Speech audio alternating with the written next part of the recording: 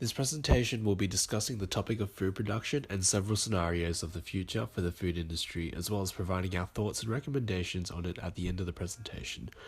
The scenarios as listed will take the order of Mad Max, which is the worst of the worst, low technology coupled with unfavorable environment, essentially making it a dystopian society, followed by Utopia, which is the complete opposite, followed by Grey City, which will be the third scenario, which is essentially favorable environment coupled with low technological development.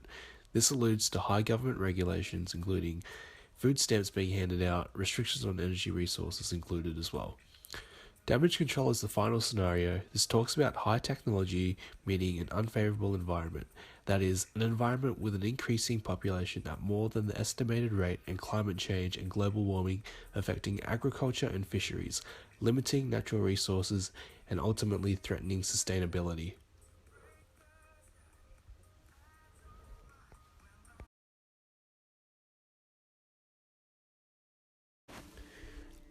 Our first scenario we'll be looking at is Mad Max. The opposite of Utopia, dystopia is the worst case scenario. Complemented by low technology and an unfavorable environment, the food production industry is set to take a turn for the worse as a result of these two factors. Developing countries will be the first to suffer the effects of the cumulative factors of the dystopian society, as they 1. Cannot keep up with the food production and demand for food with a growing population, and 2. Are unable to afford treatment of diseases and ways to combat pollution of their water resources. In terms of the unfavorable environment, chemical production will increase and the chemical industry will continue to grow from a comparatively low level. This will in turn increase the risk of acute chemical spills with possible implications for food safety. The use of phosphate fertilizers can vary among type A countries from virtually nil to levels similar to those in developed countries. Phosphate fertilizers may need to be used to increase or maintain food production, but they lead to increasing levels of cadmium in the soil, which is mainly a food safety problem. Furthermore, in countries where water is scarce, contaminated water is reused for irrigation. Thus, the probability of increased chemical pollution of agricultural land in Type A countries is high. In this case, a Type A country is a country with medium income, a somewhat stable economy located in areas close to the tropical climate zones. Water in Type A countries will have the probability of microbial contamination, which will be certainly high, considering both the outbreak of diseases within livestock populations and the spread of pathogens from manure, sewage leakage, and open defecation. However, the impact is likely to be small, as pollution will often be restricted to a local area as a consequence of limited water distribution and low intensity of agricultural production. This frontier curve represents the maximum amount of food we can grow under a given climate, if we do the best we can on every bit of land. It declines steeply under extreme climate change, which will have an adverse overall effect on agricultural production in the next few decades. Climate change will bring us toward, and perhaps over, critical food security thresholds in many regions. Areas currently suffering from food insecurity will be hit worst. This curve represents how much food we need to ensure everyone on Earth has adequate nutrition. The world's population will increase to around 9 billion by mid-century. It curves up under high climate change, as we will need more food to make up for greater crop losses due to climate variability and pest outbreaks. This curve represents the effect of increasing food production on climate change. As we clear more land for crops, apply more artificial fertilizer, and have larger livestock herds, the climate impact, already nearly a third of current climate change, increases. The impact of gradual climate change on animal production is rated as small, in view of the fact that investment in new technologies may allow climate problems to be overcome, but production costs may increase. Examples here include the extraction of fresh water from seawater and the cooling or reconstruction of stables to mitigate heat stress on the animals. Although animal production will be affected significantly when critical temperatures or levels of precipitation are reached in an area, production will probably soon function again after adjustments have been made to the production systems.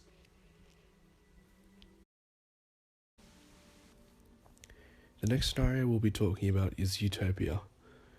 The scenario predicts an ideal world where everyone has enough food due to the boosting technological development.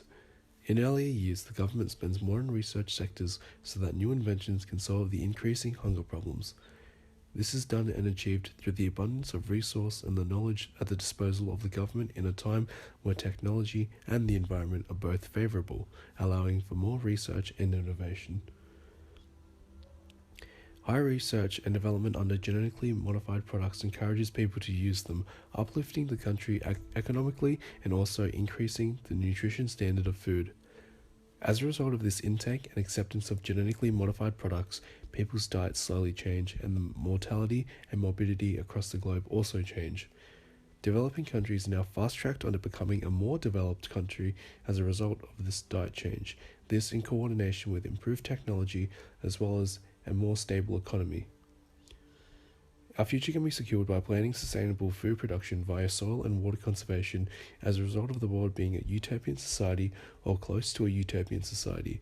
In this case, countries who struggled with crop production and the recycling of water for irrigation can find other alternatives through technology to better harvest crops as well as doing so in a safe manner. By 2040, Australia will have enough food that can fulfill the increasing demands in every possible way.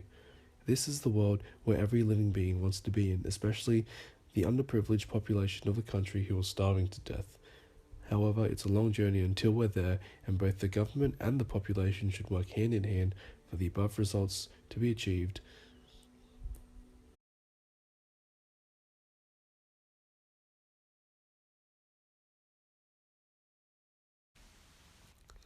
The next scenario we'll be talking about is Grey City.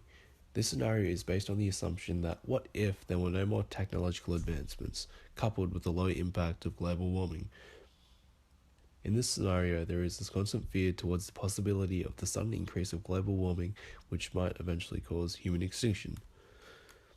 The constant growth of the demand was a threat to the sustainability of the nation. To feed its population, the nation needs more resources for food production, and it is predicted by 2050 the government needs to increase by at least 50% of what it is now for food production. However, to keep up with the current status of food consumption, the energy expense will also have to increase. Furthermore, after all this, the effects of global warming will obviously worsen. So the government decides to suppress its people for the sustainability of the country. Therefore, there will be high regulations, especially in regards to the food production industry, as well as imposing limitations on power usage and water usage in this scenario. The average food consumption in 2017 was 2,700 calories per person. That was more than enough. With 75 grams of protein, the average person does not even need that much. So the government emphasizes on the enoughness, just enough food for the people. This is where food stamps come in. Food stamps will be given to people for the purchase of food.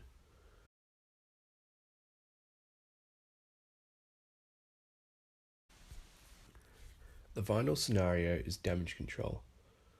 Damage control represents a world in which technology is high, meaning an unfavorable environment. An environment which has an increasing population at more than the estimated rate, and climate change and global warming affecting both agriculture and fisheries, which is really limiting natural resources and threatening sustainability of regions across the globe. In this scenario, as technology has continued to evolve, the food production industry has been able to balance supply and demand. More food products have entered the market that cater to a wider audience and meet the needs of every consumer.